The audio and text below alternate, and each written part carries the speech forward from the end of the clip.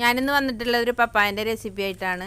ഞങ്ങളിവിടെ പപ്പായ കറൂത്ത എന്നാണ് പറയുക. പപ്പായ എന്ന് പറയും, ഓമയ്ക്ക, അതുപോലെ കർമ്മത്തി, അങ്ങനെ പല പല സ്ഥലങ്ങൾക്കും പല പല പേരാണ്. അപ്പോൾ ഞാനിത് തോരൻ വെക്കാൻ വേണ്ടി പൊട്ടിച്ചുകൊണ്ടുവന്നതാണ്. പൊട്ടിച്ചുകൊണ്ടുവന്ന് ചെത്തി നോക്കുമ്പോഴാണിത് ചെനച്ചിരിക്കണത്. മിക്ക ആൾക്കാരും ഇത് ചെനച്ചത് നമ്മൾ പൈപ്പിക്കാൻ വെക്കാൻ പറ്റില്ല. പിന്നെ പൈപ്പിക്കുമ്പോൾ അതിൻ്റെ മൂട് ചീഞ്ഞു പോകും. അപ്പോൾ അധികം ആൾക്കാരും വലിച്ചെറിയാവും. അപ്പം ഞാൻ അതിൻ്റെ ഒരു റെസിപ്പിയാണ് ഇവിടെ കാണിക്കുന്നത്. ഇത് ഞങ്ങൾ ഇവിടുത്തെ ഉമ്മ ഉണ്ടാക്കിയതാണ് ഞാൻ കണ്ടിട്ടുള്ളത്. ഞങ്ങളെ വീട്ടിലേക്കൊന്നും ഇങ്ങനെ ഉണ്ടാക്കണത് ഞാൻ കണ്ടിട്ടില്ല. ഇവിടെ വന്നിട്ടാണ് ഞാൻ ഇങ്ങനെ റെസിപ്പി കണ്ടതും കഴിച്ചതും. അപ്പോൾ നല്ല ടേസ്റ്റ് തന്നെയാണ്. അപ്പോൾ ഇതൊക്കെ പിന്നെ കുരും ഇതും കളഞ്ഞ് തൊലിയൊക്കെ ചെത്തിയെടുക്കണം. ഇത് നമ്മളൊക്കെ പൊട്ടിച്ച് കൊണ്ടുവരുമ്പോൾ തന്നെ ഒന്ന് കേക്ക് എടുത്താൽ മതി. പിന്നെ ചെത്തി കഴിഞ്ഞിട്ട് കേൾക്കേണ്ട ആവശ്യമില്ല.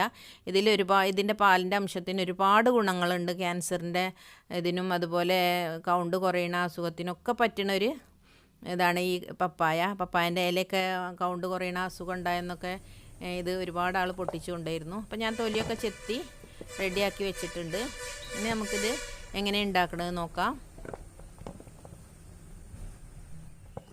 അപ്പോൾ ഞാൻ പപ്പായൊക്കെ തൊലി എത്തിയെടുത്തിട്ടുണ്ട്. ഈ ഒരു സൈസിലാണ് ഇത് നമ്മൾ കഷ്ണം മുറിച്ചെടുക്കേണ്ടത്. ചെറുതാക്കി അരിയരുത്, എന്നാൽ നന്ന വലുതും ആകരുത്. ഇടത്തരം കഷ്ണങ്ങളാക്കിയിട്ട് മുറിച്ചെടുക്കണം. ഇതിൻ്റെ കൂടെ പച്ചയും കുറഞ്ഞ മധുരമുള്ളതാണെങ്കിൽ കുറച്ച് പച്ചയും അരിഞ്ഞിട്ടാലും കുഴപ്പമൊന്നുമില്ല. അതും പിന്നെ അതിൻ്റെ കൂടെ മറ്റേതിൻ്റെ മധുരം ചേർന്നോളും. അപ്പോൾ ഞാനൊരു പാത്രത്തിലേക്ക് അരിഞ്ഞു വെച്ചത് ഇട്ട് കൊടുക്കുന്നുണ്ട്. അപ്പോൾ ഈ രീതിയിൽ ഉണ്ടാക്കി കൊടുത്താൽ മക്കൾക്കും നല്ല ഇഷ്ടമാവും. ഇത് ഇങ്ങനെ കടിക്കാൻ കൊടുത്താൽ അത് ഒരു തല കടിച്ചിട്ട് അത് വലിച്ചെറിയും. അപ്പോൾ ഞാനൊരു 3 പച്ചമുളക് എടുത്തിട്ടുണ്ട്, ഇതിലേക്ക് ഇട്ട് കൊടുക്കുന്നുണ്ട്.